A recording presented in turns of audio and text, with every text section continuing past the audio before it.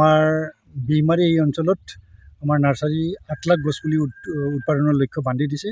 সেই মৰ্মে আমি 5 হেক্টৰ ভূমি আমি ইয়াত সাজু কৰি ৰাখিছোঁ আৰু ইতিমধ্যে আমি 5 হেক্টৰ মাটি সম্পূৰ্ণকৈ চহাই সম্পূৰ্ণ কৰালৈকে এতিয়া 8,70,000 আমি পলিপট পুলি উৎপাদন কৰিছোঁ আৰু লগতে আমাৰ 200টা নেকেড বেড অৰ্থাৎ তাতে আৰু 1 লাখ পুলি আমাৰ মানে বেছিকৈ উৎপাদন কৰা হৈছে। কি গছপুলি ইয়াত গছপুলিৰ ভিতৰত আমাৰ স্থানীয়ভাৱে পোৱা তিতাচপা, মেহগনি, আমলখি, শলক, বহেৰা ইত্যাদি, খৈৰা, এনেকৈ এই গছকেইবিধ আমি ইয়াত উৎপাদন কৰিছোঁ। মোটামুটি আমাৰ ইয়াত প্ৰায় 2.5 মাহ দিন লাগিলে আৰু 2.5 মাহৰ ভিতৰত আমি প্ৰায় সম্পূৰ্ণ কৰিছোঁ। আপোনালোকৰ যিটো ব্যস্ততা থাকে, হাতী খেলা ৰাতি নিশা ক'বলৈ যোৱা, তাৰ পাছতো এইদৰে কৰ্মত ব্যস্ত হৈ আছে আপোনাৰ ষ্টাফ, আপুনিও ব্যস্ত হৈ আছে? হয়, নিশ্চয়। আমাৰ কৰ্তব্যই তেনেকুৱা।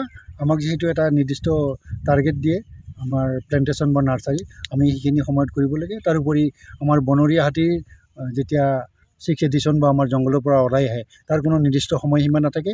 দিন ৰাত যেতিয়াই আমাৰ খবৰ আহে আমি তেতিয়াই হাতী খেদিবলৈ যাওঁ। আকৌ হাতী খেদি উভতি আহি আকৌ আমি নিজ কৰ্মত নিয়োজিত হৈ থাকোঁ।